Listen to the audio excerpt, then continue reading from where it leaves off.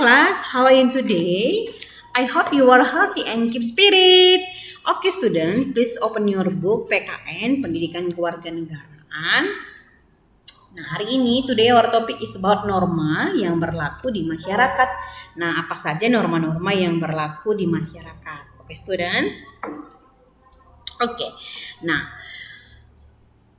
sebelum kita masuk ke pembagiannya, students, kita akan belajar tentang norma-norma, pengertian dari sebuah norma. Oke, students, menurut KBBI, Kamus Besar Bahasa Indonesia, pengertian norma itu adalah aturan atau ketentuan yang mengikat keluarga atau kelompok masyarakat. Jadi sama seperti kita tinggal di Indonesia ya, kita mempunyai norma atau aturan yang mengikat kita. Artinya apa? Harus kita taati.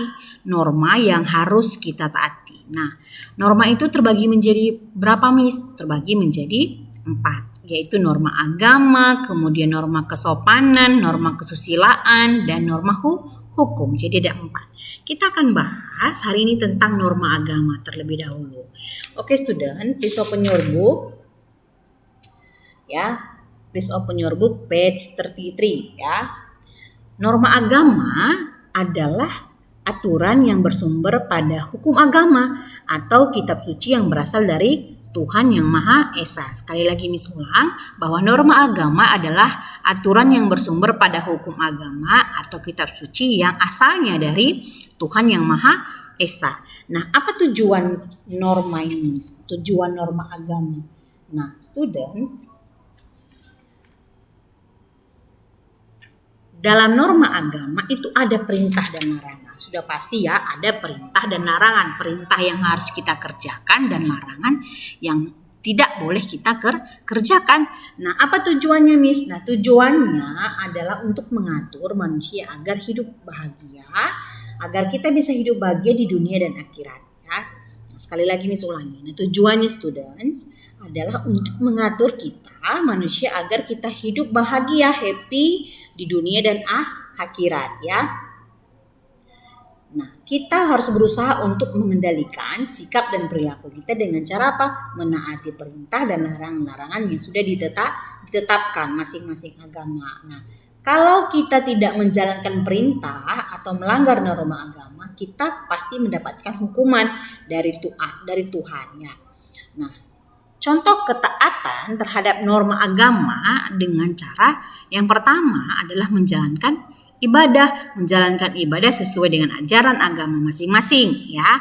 Yang kedua adalah menghormati dan patuh kepada orang tua. Yang ketiga, students, tidak melakukan hal-hal yang tercela ya. Nah, 3 poin besar yang mengikat kita di dalam norma agama ini harus kita patuhi. Yang pertama, kita harus menjalankan ibadah sesuai ajaran agama, kemudian menghormati dan patuh kepada orang tua, kemudian tidak melakukan hal-hal yang tercela. Ingat ya, menghormati dan patuh kepada orang tua itu penting. Kenapa? Karena orang tua itu adalah apa? Utusan Tuhan di bumi yang mendidik kita dan berjuang untuk kita ya, untuk melindungi kita. Jadi kita harus hormat dan patuh kepada orang tua ya. Kemudian students, pengakuan adanya norma agama itu sesuai dengan pasal 29 ayat 1 Undang-Undang Dasar 1945. Jadi ada pasal yang berkaitan dengan norma agama. Apa itu, Miss? Isinya? Nah, isinya adalah negara berdasarkan asas ketuhanan Yang Maha Esa ya. Sekali lagi Miss bilang, pasal 29 ayat 1 Undang-Undang Dasar 1945 adalah negara berdasarkan asas ketuhanan Yang Maha Esa. Oke, students? Oke.